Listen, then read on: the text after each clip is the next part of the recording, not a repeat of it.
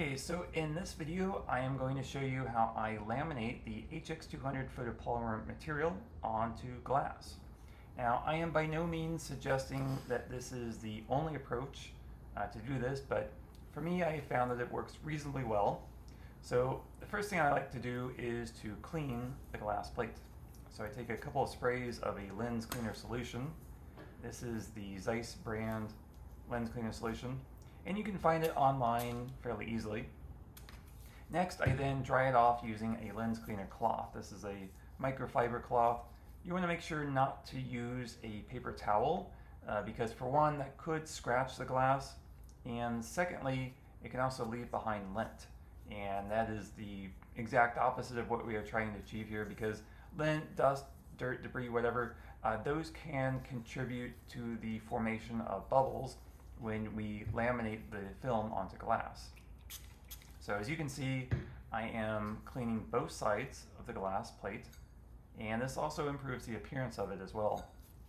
Now, the next step after this should be fairly easy, fairly straightforward, but for me, I find it to be quite a challenge.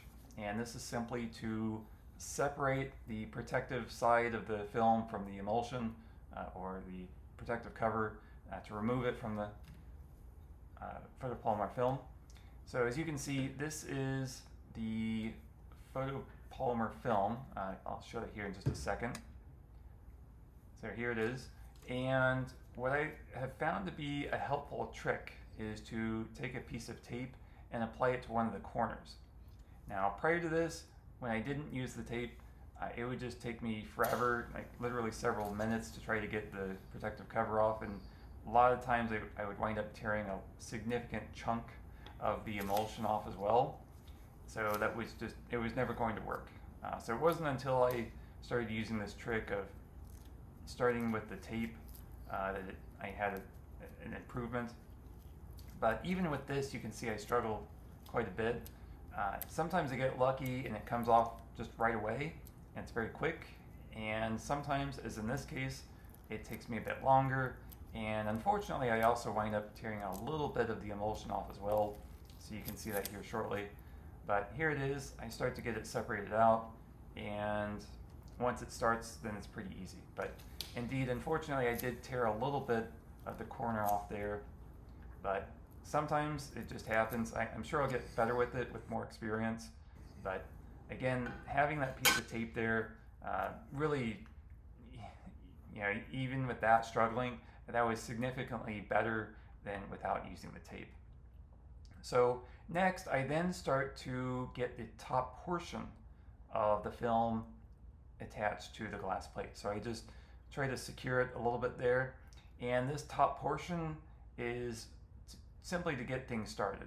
So then we can start to feed it through the cold laminating machine. Now, prior to this, I was using a hand rolling, not a machine, but a hand rolling tool, and it produced a lot of bubbles. It was just, I thought, well, it's better than using my hands to apply the film, but the only thing I found that really improved the situation was to use this double roller cold laminating machine. So as you can see, I start to slowly turn the hand crank on the side there, and it works the film and the glass together. And here in just a moment, you'll see what this looks like. So this is a much cleaner result than what I was getting before. In fact, there are very few bubbles, and where there are bubbles, they're very small. So this is actually a pretty clean result, aside from the tear in the corner there, of course. But I'm pretty happy with this, and I'll show you here in just a moment what this compares to what the previous approach that I was using. So again, I'm also working with the lights on here. Of course, you would, when you're actually doing this for real, you would work with the lights off with just a safe light, a very low lumen output safe light. Okay, so here is the comparison. So this is the new approach, and then here I'm going to show just, here it is, the old approach. So the plate on the right, lots of bubbles, they're also pretty large, and so that was when I was using the hand rolling tool, and I had a lot of bubbles show up in the lamination process there. In contrast, the plate on the left, much cleaner, very few bubbles, and that's when I started using the cold laminating machine. Now, I'm sure there are additional improvements that could be made on top of this, but for now, this is a pretty good starting point. So that's it for this video. Thank you for watching, and see you next time.